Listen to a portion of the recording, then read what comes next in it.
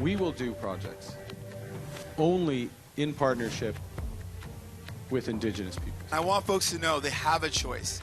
You can have hope. Tonight, Liberal leader Mark Carney and NDP leader Jagmeet Singh make a stop in Saskatchewan. First, it was just, I was shocked at first, and then it turned into more anger.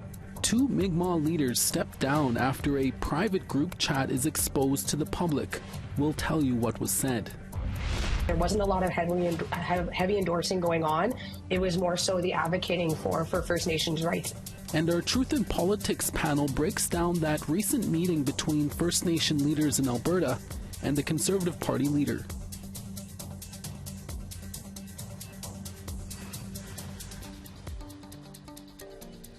Tanse, good evening. I'm Krisan Achkate. Welcome to APTN National News. Thank you for joining us.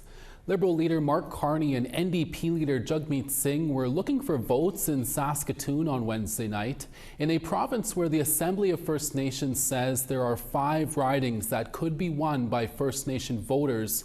The Liberals and NDP are pushing for a strong turnout from them. APTN's Rachel May was at both events. The Assembly of First Nations just released a report showing that Saskatoon West is one of 36 ridings made up of enough Indigenous people that they could shift the entire vote. NDP leader Jagmeet Singh visited Saskatoon West candidate Rachel Lowen Walker at her office last night to rally support. While Indigenous issues weren't directly addressed, Singh urged voters to consider the NDP as a party that supports people at the grassroots level. And I want folks to know they have a choice. You can have hope. You can have someone that's going to fight for you, not the billionaires, not the CEOs, someone that's going to cap grocery prices to bring them down, ban corporations from buying affordable homes, invest in our healthcare, expand pharmacare, lift people up. That's us. Liberal leader Mark Carney was at the Remy Art Gallery to speak to Liberal supporters. He said he wants to make Canada an oil and gas superpower, working in full partnership with Indigenous communities. We will do projects only in partnership with Indigenous peoples. Only in partnership with First Nations. Only in partnership with the provinces. And only in ways that gives back to the people of Canada. Liberal candidate for Desnethi Missinippi Churchill River, Buckley Belanger, spoke about the importance of Indigenous participation in elections. And it's more important to have Indigenous representation and being active in politics. Why? Why is it important now? It's because our water is ours. Our land is ours. This country is ours. Rachel May, APTN National News, Saskatoon. Now to the East Coast, where a private group chat has recently been exposed on social media. 2 Mi'kmaq councillors of the Milbrook First Nation have now resigned, and women are speaking out about the contents of the chat. APTN's Angel Moore reports, and a warning. Some of the details in this story may be triggering and disturbing. First, it was just, I was shocked at first, and then it turned into more anger, then it was more sad, and then it was just pure disgust after seeing that. That is Jackie McNutt's reaction after she saw a private chat group posted on Facebook. The comments are graphic and sexually demeaning towards female community members. Here's just a few examples. Gotta marry one or kill one. Passed out sex is the best, eh? When they're passed out. The chat group has about 18 members from the Milbrook First Nation, including 2 councillors, staff, and business owners. Milbrook First Nation councillors Garrett Glode and Pius Knockwood abruptly resigned from their positions after they were exposed as participating in the chat group. Neither Knockwood or Glode could be reached for comment. McNutt is a mother of 3 young children and expecting another. She and her relatives were talked about in the chats. It not only hurt me, it hurts my sister, and it hurt my niece and my mom to read all these. And you know, she never knew anything about this stuff, and other than what happened to me, and it broke my mother. So Tia Gugu claims a friend showed her the chats, including comments about her and her mother. Disgusting, appalling, degrading. I don't think any man should really talk like that at all, especially about women. Like, Indigenous men are supposed to be our protectors and not our predators, you know. Gugu says she told Milbrook leadership before she posted screenshots of the chats on Facebook, which have over 2,000 shares. The more you let your stories out and be heard, the more we can shut these predators down. However, Gugu has been accused of obtaining the chats by force, which she says is not true when asked by APTN News. RCMP say they are investigating that complaint about the use of force, plus an ongoing investigation into the chats themselves to see if anyone has been victimized criminally. Chief Bob Glode of the Milbrook First Nation posted a statement on Monday. I am deeply disturbed by these messages that are demeaning and disparaging towards women, men, elders, and 2SLGBTQIA+ population. I want to assure you that this type of behavior is not acceptable, and it's not a reflection of our leadership or community as a whole. This situation is being taken very seriously, and there will be formal and swift consequences. At the Nova Scotia Native Women's Association in Milbrook, the Resiliency Centre opened its doors to offer support. Sunshine Peter Paul is president of the Milbrook Women's Club. She was contacted by women named in the chats and is working to ensure people have access. Be it counseling or talking circle, go to healers, putting in a victim impact statement,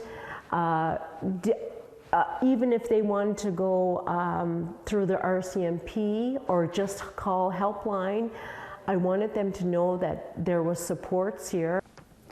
McNutt says she and her family have made statements to the RCMP and encourages others to speak out so justice can be served.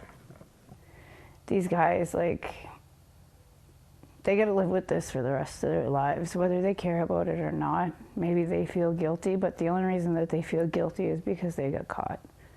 They wouldn't, because it would still be just happening if those messages were not leaked. The Nova Scotia RCMP said in an email to APTN News, there is an ongoing investigation and cannot provide any further information at this time.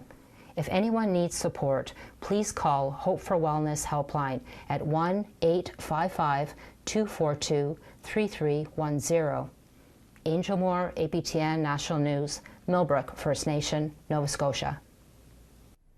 A program designed to end violence against women while helping Indigenous men reconnect with their culture is seeing some successful outcomes. The Sault Ste. Marie Indigenous Friendship Centre is one organization in Ontario that is providing the program. As APTN's Mike McDonald reports, it provides men with a safe place to begin understanding their role and responsibility in ending violence. The program is called Kije Anishinaabe Nin, which in English means I am a kind man. Men who have participated in the program come from different walks of life. Some have spent time in jail. Program coordinator Corey McLeod says most of the men who participate have little to no understanding of their culture. So the men come out of the jail, come out of penitentiary, and they learn about who they are, where they come from, and they start to learn the teachings that they never got to learn at the beginning of their lives. Usually is the case, and they seem to take the cultural right in and start to learn to how to treat themselves and how to treat other people. The program begins with teachings focused on traditional medicine and how to properly use it.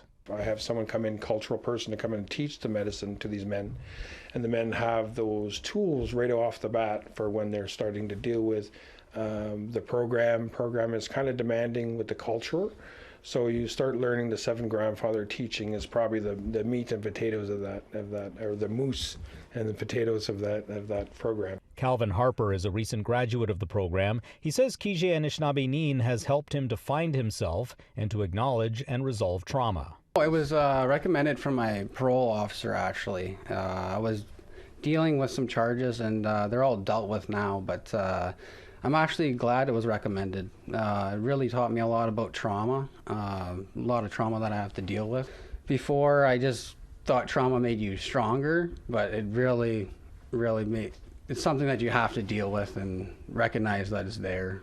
Before I thought, oh, I just made you a stronger man, but there's a lot of effects that it can do to you. Harper says he continues to reflect on his time in the program and would recommend it to anyone who was in his position when he entered it. It really helped me with day-to-day life experiences. Like there's a lot that I still think of and reflect on during this program when I was in it. Kije Anishinaabe is a 12-week program and includes one-on-one counseling and support, peer circles, and group-based programming. Mike McDonald, APTN National News, Sault Ste. Marie. Thank you, Mike. Our new Truth in Politics panel is up next. Plus, we continue to profile ridings where Indigenous voters could make an impact on who will be sitting in Canada's 45th Parliament. Here's a preview of a story airing next week from Northwestern Ontario. Tansa, I'm TR Wheatley here in downtown Kenora. We're here right now to talk federal election. This, of course, is the Kenora-Kiiwetinoong riding. Love you, Tanya. There are 6 candidates here. We're hoping to talk with some of them. People always wonder why an independent. I just don't like party policies. I was hoping to talk with the incumbent Eric Malillo. Okay, and is this the best number to reach you at? And then talk to people in general just to see what they have to say about this federal election. That would be like really positive instead of negative. Really done some Alabama-style voter suppression.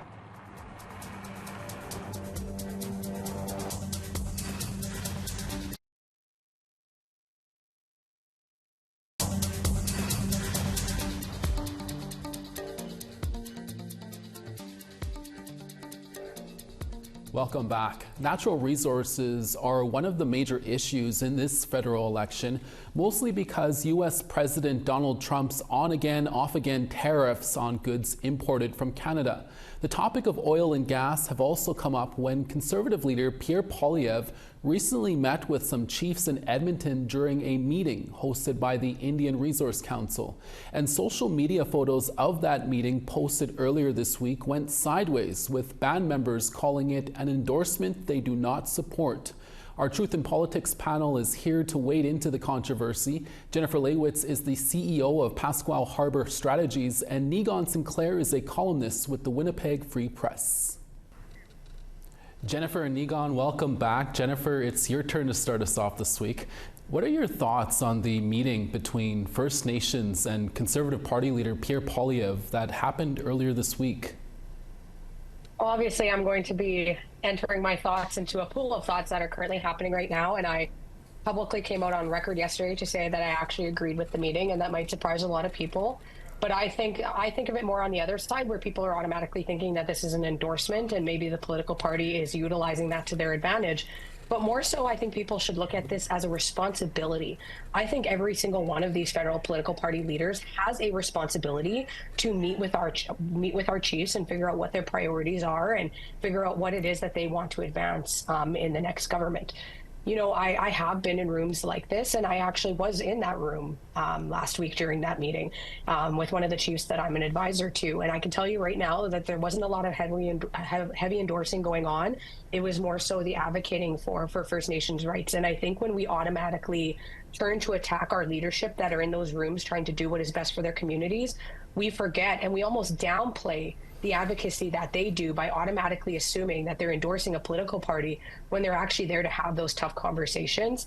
And I would welcome those same opportunities with, you know, Mark Carney or Jagmeet Singh. And I can say that on our end, requests have been sent to those political party leaders, but it's up to their campaigns to actually take on those requests. Neegon, should chiefs and First Nation leaders in the resource sector not be meeting with those running for Prime Minister? I almost am shocked that this is a question. And I think back to the kind of ways in which back in the days of I Don't Know More, there was a kind of moment in which the most conflict was happening with Stephen Harper's government. Stephen Harper's government was very aggressive on resources and particularly denying Indigenous rights and cards on the table. I was an activist in those days, and so I was really not very pleased in the way Stephen Harper treated our nations. And there was a special meeting that was held in which chiefs were invited to meet with the Prime Minister to talk about some of the conflicts that were happening, the omnibus legislation, particularly around lands and resources. That's a conversation you have to have, not just with the Prime Minister, but everyone that's going to work in government. Everybody, every party, even the Bloc Québécois, even the, if there was ever the People's Party of Canada. You have to have conversation, and it is Indigenous nations in which those conversations are run. Now, zoom back to what actually happened. What Stephen Harper said was that I'm going to handpick who's going to be at that meeting. I'm going to tell you which chiefs are going to be located, or they say, oh, the AFN can only pick X number of chiefs. That's when things get mucky. That's when things get murky, is when Canadian parties dictate to Indigenous peoples the terms of the meeting, why the meeting is happening, and even, Justin Trudeau would oftentimes get into trouble, one of the most progressive prime ministers we've ever had in history for First Nations, Inuit, Métis people, because he would come into meetings and oftentimes tell people what the agenda is going to be. You don't get to run the show. A partnership is a partnership is a partnership, and when you work with First Nations, Inuit, Métis leaders, you have to listen as much as you speak. And so I think it's good that we have conversations, especially around resource development, where we have the most amount of conflict. We need to not shut each other out of rooms. We need to be in more rooms together. And Jennifer, you wanted to weigh in on the comments on the photos. At last check, there were almost 2,000 comments and another 2,000 shares, overwhelmingly negative. Your thoughts on that? Yeah, obviously a lot of the comments are negative, and I've seen some comments where people are even calling our First Nations chiefs sellouts and apples, and even going so far as to call them wastes of skin. I'll be very blunt in the fact that I think that's absolutely disgusting, and I won't move on that opinion. I took an undergraduate in political science, which was not something that was very popular for First Nations people to do, especially as a young woman. But at the end of the day, I had this harsh reality that no matter what, because we're in that nation-to-nation relationship, everything the federal government does affects us. And that is, at the end of the day, the cold, hard reality. Pierre Poilievre is the leader of Canada's Conservatives. First Nations alone did not put that man in that position. He is the official opposition leader, and Canadians chose him to be there because of the way that he was voted in. So we are the ones that are now stuck dealing with him, but we get to face the backlash when we just deal with the systems that we have been handed that were never designed for us. And, when things like the water legislation come into play, I remind people the opposition's role is to hold the government accountable. When there are big pieces of legislation on the table, like the water legislation, you want your opposition to be critical of legislation that's there, because that's what holds the government accountable.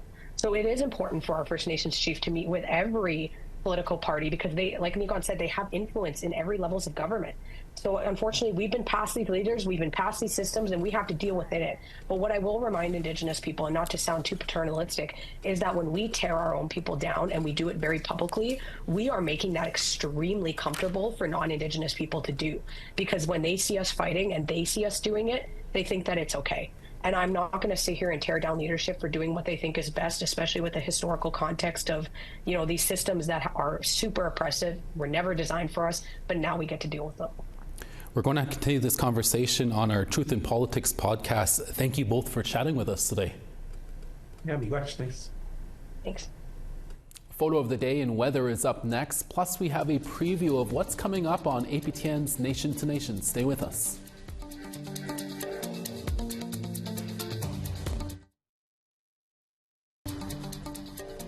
Thanks for staying with us. Time now for our photo of the day. Today's picture comes from our APTN Yellowknife reporter Bruce Dela Cruz, who captured this stunning shot of the Aurora Borealis over Yellowknife last week. Bruce says the fact that he was able to see the northern lights in the heart of downtown Yellowknife was an incredible experience. Just make sure to not whistle at them, Bruce. Send us your photos to share at aptn.ca for the chance to be our next photo of the day. Now let's take a look at tomorrow's weather forecast. Starting on the east, Charlottetown 6, St. John's 8. -5 in Nain, Happy Valley, Goose Bay 1. Saguenay 7, Quebec City rain and 8. Rain in Toronto at 6, Peterborough 6. Sunny in Elliott Lake at 11, Wawa 9. Churchill -2, rain in Thompson at 8. 15 in Gimli, Winnipeg 15. North Battleford 18, Yorkton 9. Buffalo Narrows 9, Meadow Lake 20. Grand Prairie 11, Fort McMurray 10. 17 in Calgary, Red Deer 16. 16 in Kamloops, Campbell River 10. 7 in Fort Nelson, Dees Lake 5. -1 in Old Crow, Mayo 5. 3 in Yellowknife, Norman Wells 2. Sax Harbor -5, Pawlatuck -5. -3 in Whale Cove, Arviat -4. And Iqaluit -6, Clyde River -11.